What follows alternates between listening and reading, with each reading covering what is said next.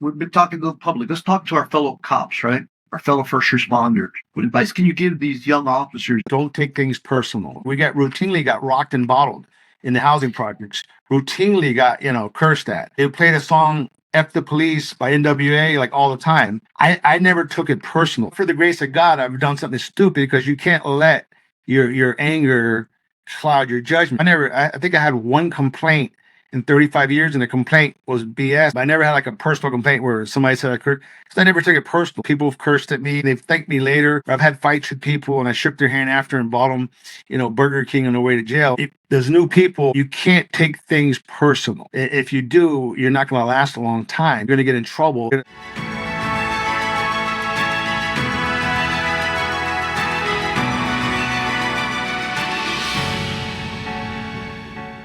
Today on Bets and Badges, we have the distinct honor and pleasure of reintroducing a person who has been an integral part of law enforcement leadership in South Florida, Chief Charles Nanney. How are you, sir?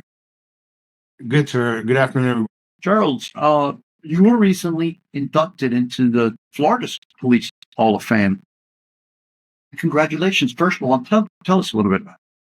Well, thank you. I really appreciate it. It was actually a great surprise because it kind of closes out my police career. So I accepted the award with 5 other people. One of them had just recently passed away, so his family was there. But it was really nice because they really go all out in the state of Florida.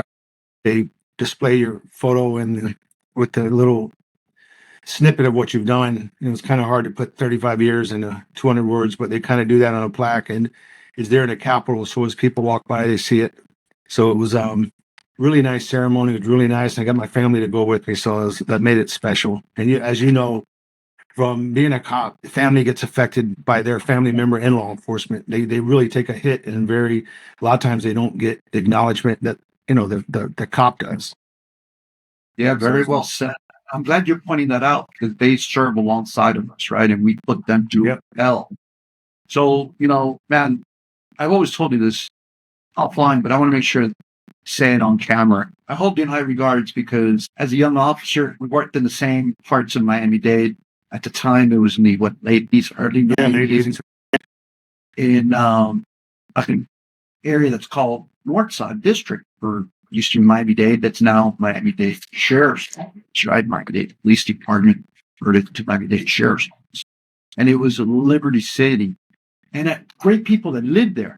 But unfortunately, at the time, there was a high rate of crime and violence. I'm getting goosebumps just thinking about this and verbalizing. But there were many times that my life and other fellow officers' lives were in danger.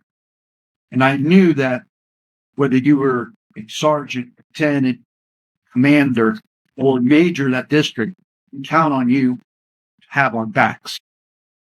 And I don't think I've ever said this to you on camera, but I thank you, man, because I know that if it hadn't been for your officers, people under your command, I would not be here. We would not be talking today. So again, thank you to you, your leadership, and those people that work for you that I just can't ever thank enough. So let's talk about, this journey, 35-year journey that you started with the Miami-Dade Police Department or actually it was the Metro-Dade Police Department. It was Metro-Dade Police Department when I got hired in 87. In 88, I graduated from the academy. I was sent to Northside. Back then it was called Central District.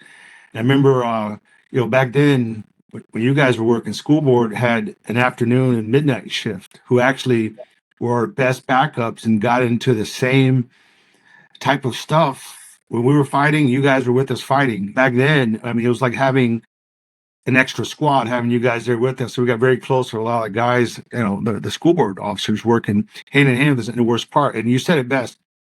I spent almost every rank working in Northside, and then all the specialized units I worked. I supervised the Northside. I still kind of go there. I'm a board member for the Urban League of Greater Miami Emeritus. And I'm also on the board for the Embrace Girls Foundation, which is headquartered there. And I do work there now with them. But the people have always been, the vast majority of people are good. Just because you live in a high crime area doesn't mean you're a criminal. The overwhelming majority of people who live there are great people.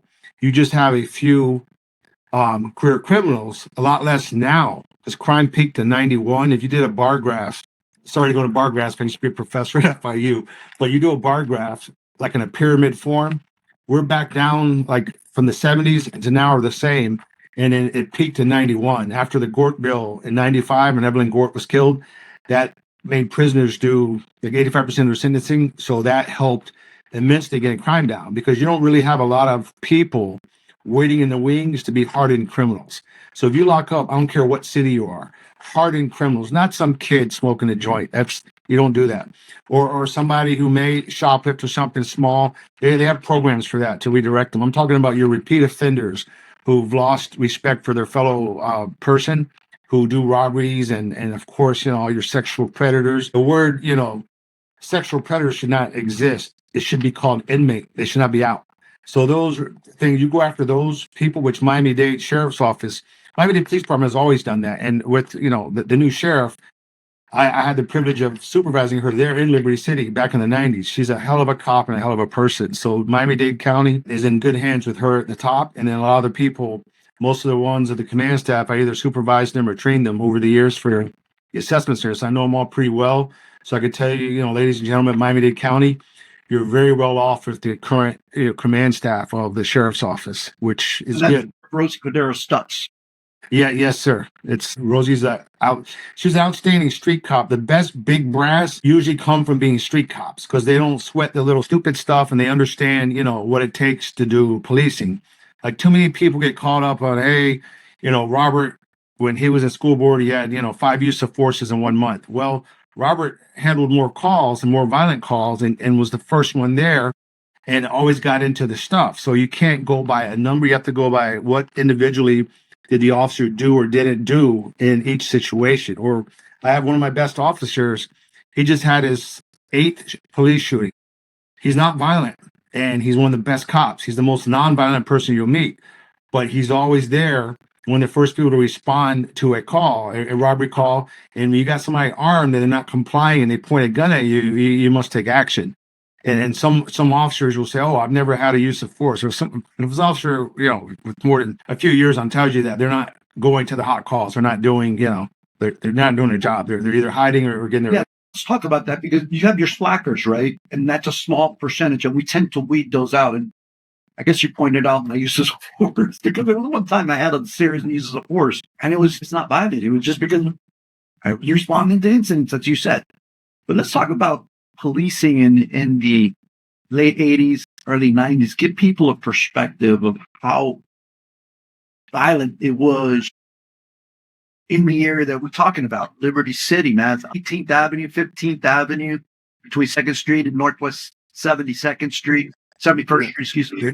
That was some rough times, man. That area is, Miami-Dade County is divided up by grids for crime reporting. And by the county, that area is grid 863. And it's definitely one of the most violent grids. It's a lot of people packed in a small area. But again, I know like every street there, almost every house, because I used to do a thing when I was at Northside. I'd go door to door with my command staff as the major. It was called a major's night out. And I'd knock on the door, say, hey, is there anything we could do better? Anything that the police can do better?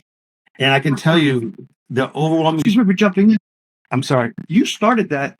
And the county adopted it countywide. They still use it. And it's very good because we should just wait as a police department. We're using tax money and we should be proactive. When I say proactive, it doesn't mean out there, beating everybody's heads up. We should be proactive with the community and how can we better serve, and not always because I've had to tell people it's great to have cops because people say, hey, we need the cops to be coaches. Well, we don't have enough cops to send them on duty to be a coach. That's what coaches are for. However, we'll come by the park to assure your kids and the coaching staff is safe. So it's things that they sometimes want us to do, thinking it's a great idea to get and sometimes we can do a little bit of it, some units, but the thing is our main job is public safety and to do it, efficiently and proactively, but professionally. That's the main thing. And I can tell you, both from my time at Miami-Dade Police Department, 31 years, they've every year strived to be better than the last year since I've been on. And I can tell you, I'm still a member of the Miami-Dade County Chiefs of Police. And it's a really great group there now. And I've been a member since well, on and off since like 2003 when I made major. And they always, each small department, whether it was South Miami or other departments, they all try to beat what they did the year before and get more professional and more, cost effective and using technology and stuff. Miami-Dade County as a whole, not just with the sheriff's office, but with also the other departments, there's about 35. They're in really good shape. We had our riots in the 80s, the McDuffie riots. We had the Lozano riots. We had the Evelyn Johnson riots. We had a series of disturbances that we had learned from. And we were, on the people like yourself and your command, privileged to shape our policies to better fit the evolution of society, the complexities that society has, adopt our police practices to not being soft on crime, but being more friendly to the community. Can you share with the audience a little bit of that mentality?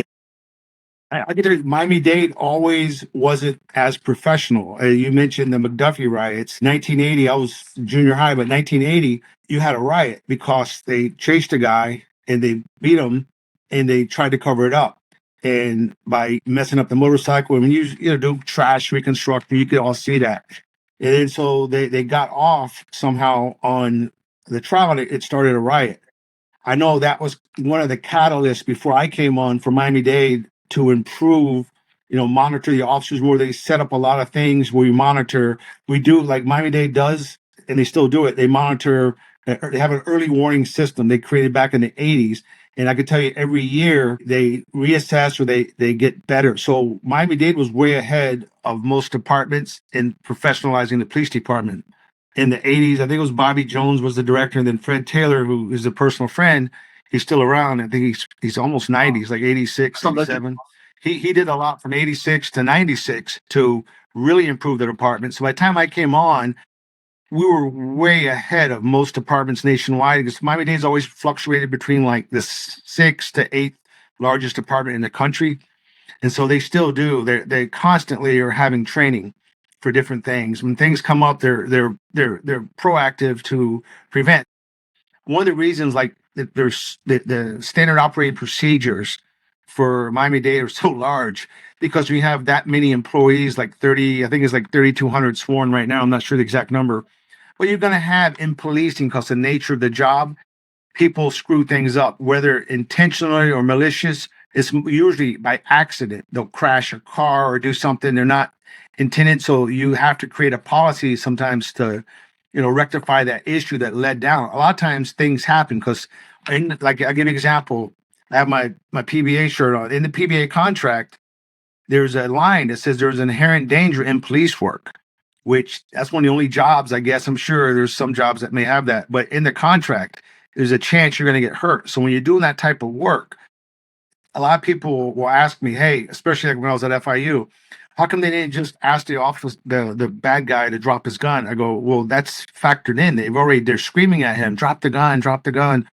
And so that's not like they didn't ask me to start shooting, but there may be occasions where you don't say drop the gun. If you're about to shoot someone, you're a bad guy, and I know that you're the bad guy and you're about to shoot someone, I'm not going to say, hey, drop the gun, I'm going to shoot you, because I got to stop you from harming that person that you have the gun on. So you're allowed to do that by law. That's as a cop. So there's things that people don't understand. Or for instance, I'm a trained fighter at 6 foot, like 260. Most officers, average size officers, can't handcuff me alone. So people say, well, they shouldn't hire. Well, we got to hire. We're going to hire everybody. And there may be a smaller officer who's a very good officer. Some of the best officers I know, I had in TNT, I had 2 of them. They both were 5 foot tall and 100 to 105 pounds, but they made more arrests and they were out there and they would not give up in a fight. So it's not necessarily the size, but I mentioned this to say, if you get a shoplifter, just say at CVS, and he's my size and he's, out of his mind, and he's fighting with you, trying to take your gun, the officer's allowed to shoot him. He's unarmed. So a lot of people don't understand that. Oh, they shot an unarmed person. Well, there's a reason. I can't do it because of my size. But they're going to always look at the individual officer's fighting skills, their size, and you can't hire only officers 6 foot, 250. Yeah. It doesn't work. Let's describe to the audience so that they get a better understanding of what they don't see on the back end, the agency side, how the agency guards the public. Because you just mentioned the early warning system. Go a little bit into that so you can provide them a better understanding. You'll put like how many use of force every quarter they'll do it. So for instance, I'll give you an example. In like 1990, I had 7 use of forces in 3 days. I was training a rookie, so every call of a Baker Act, with Florida, that's the statute. A Baker Act call, the person usually they'll fight you. You know, sometimes you could talk them down. I one I had. It's funny because it hit me now. He bit a chunk out of my arm. I had him calm, and another officer tried to grab him, and he went crazy. He bit a chunk out of my arm. So the cops, that's when AIDS first came out in '89. I think it was even before Magic Johnson getting AIDS. So we didn't know anything about AIDS. So they poured a gallon of bleach with a Benadine brush on my arm, and they burned all my skin off. So I had to go to the Jackson Burn Center. That was actually, I'm sorry, I was at '89. In 2019, the exact spot, I had this big white bleach spot. You can tell the texture of the skin had changed from being burned, chemical burn. And they had to create a special sleeve at the burn center for me to wear because it wouldn't heal so I could work. Well, fast forward in 2019, I had skin cancer. I had to get surgery at the exact spot where they burned my skin off. So it's just one of those things where sometimes, well, to not have to go on a tangent on that, but the use of force thing, if you get like say 2 use of forces and I'm not sure the exact number, so don't quote me, but say it's a quarter of the year and a complaint, then they took a further look individually at each one. Because use of forces that's not a bad thing unless they're excessive use of forces. So that's what the supervisors will screen to say that Robert, is somebody saying good morning, Robert slapping him. Well, of course, we would never allow that. So it's more to take a secondary look by the command staff, not just the road supervisor, but somebody higher who's kind of removed from the individual so they can see if, hey, let me look at the reports. Let me, if I need to interview the officer to see if he or she has an issue going on, whether it's a domestic issue at home, because we all know officers are human. That's the number one thing. And I'll never forget, Rosie actually said it. Rosie was in PIO as a lieutenant, and Roger and Amanda got killed. And Rosie announced Amanda's death, and she said, "We're people too," as she was breaking up saying it. And I've used that quote, cops are people too. And people forget that. So yeah, you may have a bad day. It doesn't justify me being rude to you in a traffic stop, because I need to be completely impartial. But we know it affects sometimes if you have if you have a sick child. So we have to monitor everybody's behavior, the police departments, to see if, we're not going to fire the person because their kid has cancer, but we may remove them from the street and help them. And there's things like the POAT and the PBA Love Fund that does help those people. So a lot of times I can tell you from my experience, a lot of cops are too proud to ask for help, but there's all kinds, like Miami-Dade has had psych services. They've changed the name to health services since before I came on, and they're really, really good now. A lot of the smaller apartments don't. So that's why we created through the Day Chiefs, the officer wellness program, where we kind of had the peer counseling and stuff, which was, a Chief Landa's baby, but it's still going on. They do a really good job. So there's things out there. And the stigma, like when me and you came on, nobody wanted to admit, I'm having issues. We would, what we call a choir practice. We'd go like our Friday night, which mine back then when I was a rookie was like Tuesday night, and have beers with the guys somewhere at a park or something and kind of de-stress before you went home. We didn't realize it at the time. That was a mental health thing, coping. And then I guess once they implemented, the take-home cars, you really couldn't drink. Like you didn't do the same. And so that kind of fell by the wayside. And then even though Miami-Dade has really pushed out the officer wellness, they've done a great job for years. A lot of cops just don't partake of it. I think more do now as a percentage, but a lot of them didn't. And I know it would have saved a lot of guys back that got fired when I came on, because we did fire, believe it or not, the public, it's not hard to fire a cop. I've fired cops and I've written up plenty of people who deserved it. And it was like graduating, it's a level of discipline. It's progressive discipline. It's not, the guy says a curse word, he gets mad. You don't fire him for that. Or for, So there's an accountability system of which Chief just mentioned. They measure actions with situation, and they determine it's not a perfect system, but it works most of the time. And it guards against, the objective here is to guard against bad officers and weed them out, right? But also at the same time, protect it's good officers in the community. to ensure that number one objective of safety is met. So that's a great point that you just made. You also brought up the fact that, let's face it, there's been an evolution from when we started in the 80s to current day, where at the beginning of our careers and before, there was a stigma, or actually there was a mindset, a culture. Don't complain, suck it up. We've heard that before. And we did. We internalized all that. And we saw some of our brothers and sisters fall off the wayside. But then you also brought up that over the time, leadership level, there's been a change of mindset, a recognition, if you will, a need for participation, department and administration, participation in recognizing and addressing officers' wellness. And you didn't say it, but I'm going to recognize you for this. Also, you were part of that transition.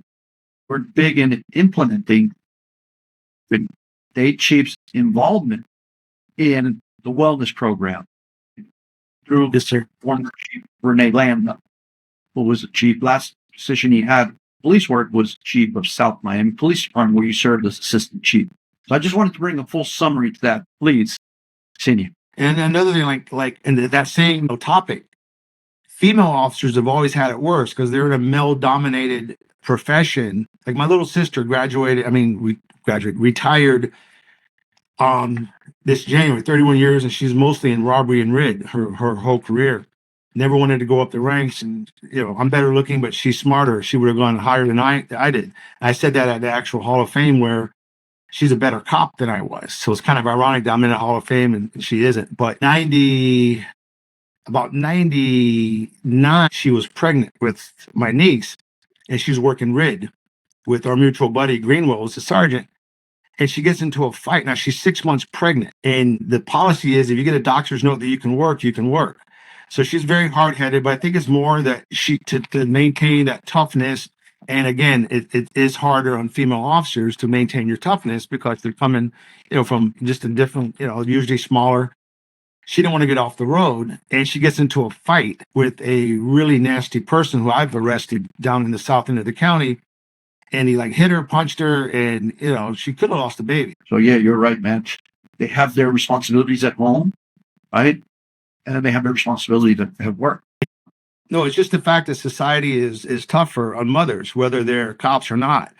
So mothers sometimes never get a break. And I can tell you the example, and all the female officers I know, there's always that exception, but the vast majority, like you said, or I'd rather have a small female who's tough and is aware that some big guy, because a lot of big guys have never had a fight because they're just big, they scare people, but you hit them one time in the chin and you knock them out. And that's the bad guys know that. It's how you carry yourself.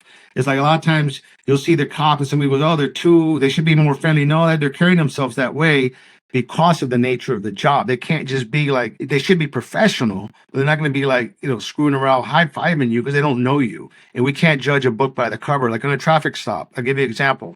I've had people, small little people that have had guns and they told me later, hey, we're thinking of shooting you to get away because they had warrants. And you look at them, they looked harmless. And other people who may have looked, scary, were the nicest people in the world. So you can never judge a book by the cover. You judge people by their actions, like cops. And I'll give you another thing, like from my female cops, one of the best female cops I ever worked with, one of the best cops, period, not female, was Amanda Haworth, who got killed. And by no fault of her own, killed in line to do with Roger Castillo. When I was telling her mom this after the funeral, when she was a rookie, I only had a few months ahead of her, like a year more. She calls for an emergency backup at 3:15, and I get there, and she has this giant guy, bigger than me, like 6'5", 6'6", like 300 pounds, on top of the car, like a deer, like she'd shot a deer. So we look at her like, what the hell did you call the backup for? To help him? You don't need any help. And she had she had a beautiful smile, a little smile. But it's you need to definitely train. Every cop who's not training should be training, because most of the time you don't get into fights. But if you get in a fight for your gun, you better be able to hold on until your backup gets there. And if you're trying to handcuff someone who's fighting, who says, hey, I'm going to take your gun and I'm going to kill you, they're telling you this. So that's why sometimes you'll hear that an unarmed person got shot. It's totally good shooting. You can shoot an unarmed person like that in that scenario. I can't because of my size, but a smaller officer can. And it depends on the multitude of factors. And the state attorney always weighs that, as does the FDLE when they do investigate a shooting. Let's switch it up. We've been talking to the public. Let's talk to our fellow cops, right? Our fellow first responders. From your perspective, what advice can you give these young officers that are out there? Asked me that. I wrote an article for the PBA magazine, and it was very well received. I put it on my LinkedIn too. It was like, don't take things personal. And I was lucky. Somebody told me that when I was a rookie, and they said, "Hey, don't take nothing personal." So when I got to work, I didn't take nothing personal. He threw rocks, and you were there. We got routinely got rocked and bottled in the housing projects. Routinely got cursed at. They would play the song "F the Police" by NWA like all the time. I never took it personal, thank God. But what I did take personal, on my way to work, somebody would cut me off, which is stupid. I don't know why. I was very immature. I was like 22, 23. It didn't take me till years later to take nothing personal off duty either. But for the grace of God, I've done something stupid, because you can't let your anger cloud your judgment. At work, I never did. So I think I had one complaint in 35 years, and the complaint was BS, because everybody that was on the scene, got complained on. But I never had like a personal complaint where somebody said, because I never took it personal. People have cursed at me. They've thanked me later. Or I've had fights with people, and I shook their hand after and bought them, Burger King on the way to jail, because everybody has their issues. But there's new people. You can't take things personal. If you do, you're not going to last a long time. You're going to get in trouble. You're going to let the anger overtake your action, and you have a lot of power. You have more power in the individual civil liberties than the president of the United States does as a cop. So, do you really want somebody 19, a hothead, being a cop, or 20, 21? You need to vet the people when you hire them, and you need to train them, and need to constantly, one of the big things is ongoing training, but you can't take things personal. So let's talk about leadership. For those officers that want to rise the ranks that you excel to, what's your advice? I mean, I would say they have it easier than we did, in the sense that if you work really hard, don't worry what your peers doing. Like I got criticized because I always had the most arrests, most tickets, most this and that. And some of the guys, "Hey, you're making us look bad." I go, "I just worked. I didn't worry what the other people did." And if you work hard, units will recruit you, and do good reports, write good reports, work hard. Don't worry, well, so-and-so only handled one call and I got 5 so far. Then take the 6th one. It'll pay off in the end to like, you got to look at any police department. It's kind of like a franchise. Like, just say, I'm not comparing us to McDonald's, but just say you're a franchisee of a larger corporation. So say you're Miami-Dade Sheriff's Office, you're a new officer. You represent your name and that badge, and you should do it the best of your ability. Especially, if you're not going to respect the badge and the department, respect your family name and make that name the most professional. So when people come in, I was very proud, because after the Hall of Fame, several, including my sister, put it on Facebook.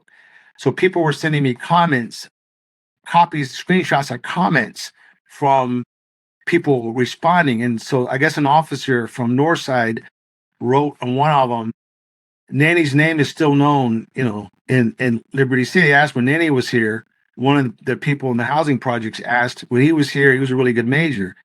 I've been gone almost 20 years. So that, to me, it meant a lot, because I tried to, both get my officers. I worked there almost every rank but captain. So I knew the area inside out. It wasn't that big of an area. And so I wanted all my officers to be like I was. Don't take things personal. Be professional. Our job is to help people.